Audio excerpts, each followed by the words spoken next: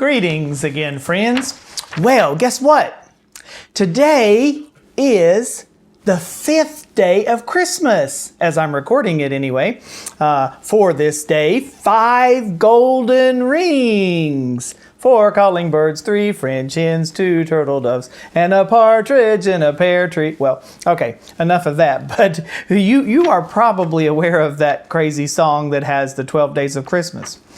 Now, I think about that because we just had Christmas, and we're leaving this tree up at least until the 12th day of Christmas. Actually, it's tied to, if you don't know, it's tied to the split of the Roman Empire and East and West Church and holidays that they celebrate, and it's kind of all mixed together now, so that January the 6th is the day that is said to be a celebration of the wise men coming, but the 25th of the birth of Christ.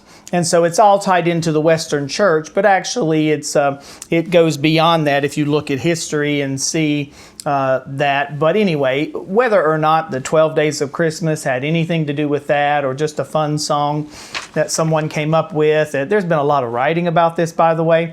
Even Christians have written and tried to make it be something that stands for teaching Christian truths. Well, that's probably not the case, but at any rate, it's interesting to look at. But this video is not about that. But as I think of 5 golden rings, wow, I think of the gold and the money that has been promised through this great omnibus bill, that is supposed to help you by giving you $600. Every individual, and last time illegal aliens got the money as well, and other people, and hopefully that won't happen again. I don't know. It probably will, but look, the president knows that 600 is really piddly, and he wanted 2,000 to go to individuals and 4,000 to couples, especially in that income bracket where it's needed more with things the government has done. The government has forced people to not work because of this coronavirus, which is a real virus that has impacted and killed people, but not to the level that has been made with the society doing what they've done to lock down and shut down, which has caused far more problems, far more deaths, with suicides and problems with families and domestic violence going up everywhere. And what about the education of the children who haven't been in school, who aren't learning online like they should? Almost no child, maybe a few benefit, but very few have benefited from this, as teachers know, and want school to be in session, and kids aren't even passing it anyway. But I don't want to get into that. It is a lot of waste, really, of a year, because the waste in 2020 has been enormous. After the great gains that we've had in the last few years economically, that was putting us on a path to really help eliminate or go the right direction in debt. Now we're going in a direction way worse, and things are spiraling down. And even this latest passage of a bill with such waste, it just boggles my mind. Now, I just want to read you a little bit from this article that I found about this. And this just details some of the problems. I mean, the bill is huge. And they're tying everything to it. They're tying the funding for the government to it, the distribution of the coronavirus vaccine, money to support that distribution. They're tying everything into this, and Congress is doing what Congress has done for so long. Wasting a lot of money, putting money into pet projects that are going to benefit their constituencies or the people that they feel like will help them at some point. Now, if you don't believe that, then you're living under a rock, because you just don't know the wasteful spending too much for things, to build things, for tools, for other stuff. I mean, the government spends way too much because money's wasted. Well, the bill, which was touted as $900 billion, that's really the part of the coronavirus, but it's a $2.3 trillion bill. And they've tied, I think, 1.4 trillion to the funding of various government agencies, and I don't even know if that should be, but linking it all together is wrong. It shouldn't have been done that way. People really need help because people have been forced out of business, many small businesses particularly, because of this wastefulness of this year, which some people, especially those on the left, have pushed to waste what they have and to gain more control in their minds.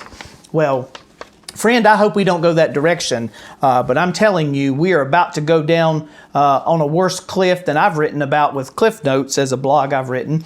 And by the way, I'm going to read this article that I wrote about time being short here in just a moment. But just listen to some of the statistics about this latest bill that thankfully the president vetoed because of really not being enough for the coronavirus. That should have been its own bill. I'm not sure, maybe now some information is coming out. I mean, they sign the bills, they vote for the bills before they even read them, because everybody has their own little part of it, and it all goes together in one huge document. Do you know that if this bill, as this says, were printed at 11 inches per page, that's 61,435 inches, or 5,120 feet. And one person here says that, so there are 5,280 feet in a mile, so the bill is almost a mile of paper end to end. All right, so looking at it that way, I mean, people can use the statistics, but it's a 5,585 page bill, and only 544 pages are for coronavirus relief. And that was what this was supposed to be about since July. And what they've really been doing is working on all these deals and things that they want to fund, pet projects, and then putting it all together in this bill, which I hope goes nowhere, but I don't know. The way the government is doing things, we'll see what happens. I mean, almost everybody voted for it in Congress, and thankfully, as it is, the president vetoed it. Maybe a few people didn't vote for it because they saw the writing on the wall. They saw some of the waste. Just listen to some of this, okay? 10 million for gender programs in Pakistan. 10 million. All right? 40 million for the Kennedy Center and Performing Arts. 10 billion of loan forgiveness to the post office. 14 billion for mass transit programs, 10 billion for state highways. They need more than that, I guess, but piddly that compared to some of the other. 1 billion for Amtrak. 15 billion for live entertainment venues, cultural institutions, and independent movie theaters. Notice a trend here with a lot of the billions of dollars being given to the performing arts and all the Hollywood and the thinking of that crowd that controls so much in society. 82 billion for K through 12 schools and 23 billion to colleges and universities. Now, most colleges and universities have their own funding and people that give to those institutions. They don't need all this billions from government. The school system, if it's going to be the indoctrination system that it's often been, is just another place where much of the left-leaning indoctrination can happen to our children and get them in the wrong way. But I digress. I want this video to show you how that so much is wasteful, or we can see what this is and redeem this country, redeem what we need to with time. And to redeem means to buy back. And biblically, it is talked about as well. So I want you to be someone who can redeem the time. I want you to be someone who can redeem some of these things that have gone wrong in society, like the wasteful spending that is talked about, that is in this bill as more and more is coming out as people actually have time to read it. But I digress. Okay, so It really is more 5 golden rings, 5 gold for all these people who are in positions of power that support their own benefit and the pet projects that they go to. We've got to change that. All right, so maybe some changes will come in 2021. We'll see. But I'm telling you, reverse that, go back, instead of 21, go back to 12. 2012. Do you remember all the stuff in 2012 about the Mayan calendar? Do you remember how people were scared because Nostradamus' prophecies were saying that the end of the calendar was there, and so it was going to be the end of time? Do you remember those disaster movies that were out, including the big one, 2012, and several other movies even tied to disasters that were thought about at that year?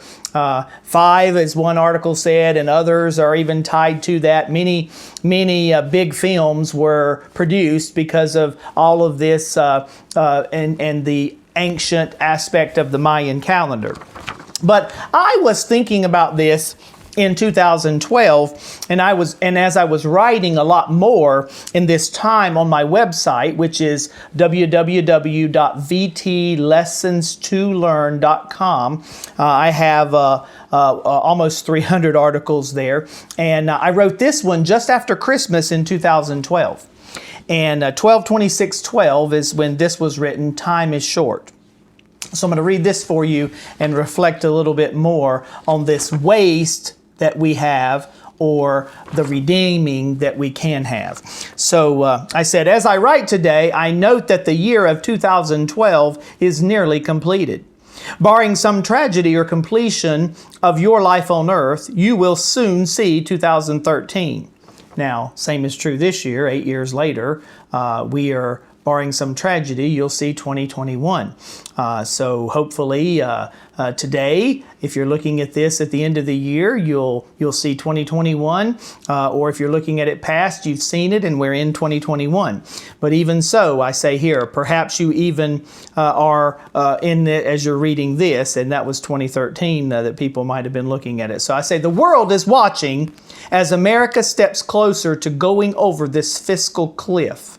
And I had written a blog called Cliff Notes that was just before this that talked about the economic issues. And friend, we're not even hearing talk about that now. I mean, what we're hearing that 30 trillion, at this time it was like 16 trillion, but 30 trillion in debt? You realize how much that puts you responsible for as an individual citizen of this country? I mean, this can't be sustained. We've got to stop it somehow and be more responsible as we should, and maybe we'll learn that finally, I hope, or else we'll just go with what the Bible talks about, what will happen in the tribulation period, when it'll cost about $100 to buy a loaf of bread. So I could get into that a little bit about what's coming, because hyperinflation will come at some point to the world. And this could be the beginning of the end that we're heading to with all these great spending bills. But 2012 they thought was the end of the world, or many did. And I said time did not end on 12/21/12 as some predicted. Though most believing in the significance of this date are simply seeing it as a new beginning. They were talking about it just being a new beginning in 2013. Time is short, however, before 2012 comes to a close, and even perhaps for you in your life. Sadly, another horrific shooting took place on 12/14/12. Now, if you remember that was that horrible Sandy Hook Elementary shooting. And I say here, that stands as the second deadliest school shooting in U.S. history. And 4/16/07, that shooting that impacted my life and turned it upside down, and the tragedy that happened to me, that Virginia Tech tragedy is still the worst school shooting, and it's not the worst shooting now because since then more has surpassed it. But school shootings, that Sandy Hook took place in 2012, and I said, little did those 20 young children, ages 6 to 7, and 6 adults know that their time on earth was short.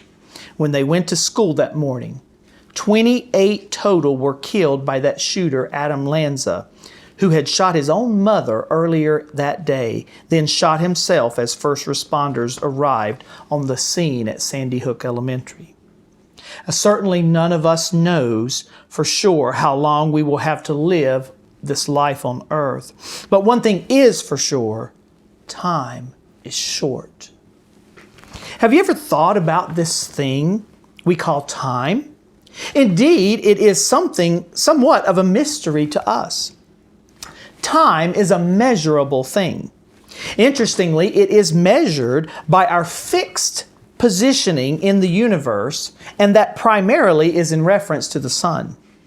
The fixed rotations of the sun, moon, and other bodies in space make time measurable for us, just as God said they were given to us for. And you can look at Genesis 1:14 there, where He said they were given as signs and for seasons for us to measure time. Now, if you were able to plant yourself on another planet, and that's not possible for us, as no other planet is privileged and created for life in the universe, as true science and not theory still confirms, all this talk about going to Mars and having a settlement on Mars, the atmosphere doesn't support it. You got huge problems because there's not water. That's how that's how we survive. We have to have water. It's not possible scientifically for us to survive unless we create a whole nother atmosphere like Earth where we live for people to be able to survive. Even on the space station, they have to have the atmosphere for humans to survive, or else they'll just die up there in the vacuum of space and the conditions that are there. They have to stay in that atmosphere, or else they have to put a suit on that has the atmosphere so they can live. You can't live in a settlement on another planet unless you're living in a bubble, but many people do, and many people waste their life and waste a lot of money going that way. But anyway, that is what it is. Okay, so we know this time here is measurable, and God made this earth to be the privileged planet. But if you were on another planet, time would be measured differently. And even if you're blessed with a full life expectancy of what we consider today, you would not be living much more than 70 years or so. Even if you were living on another planet and might call it something else because of how time's measured, but you still wouldn't live because you're still a human being, and you're only going to live roughly that time period because of the body and the way things are in our bodies, even though they say scientifically we're made to live a lot longer. And the Bible talks about people living a lot longer. We know from even what Moses said in Psalm 90 that 70 or 70 years are the time frame that's been given roughly for man. And we know that life expectancy is less than that in harder countries, third world. But in the countries where you can receive better medical treatment and less harsh conditions and not so much war, you can live longer. And in America, life expectancy is more, and in Western nations it is. But basically 70 years or so, regardless of where you are in the universe, that's how long we are destined to live at this point until God changes things.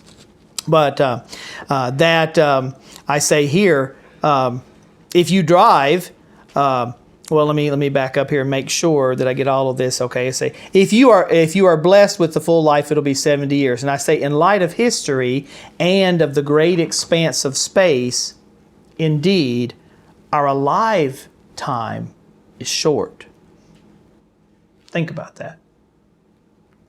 You sometimes. Have you wasted time this year? Have you wasted time playing those video games, watching those movies, watching those things when you could have been doing more to help people, when you could have been doing more to learn things so you could help people, so you could better yourself, so you could help better other people? We've had opportunity to do it. A lot of people haven't been working out. What have they been doing with their time?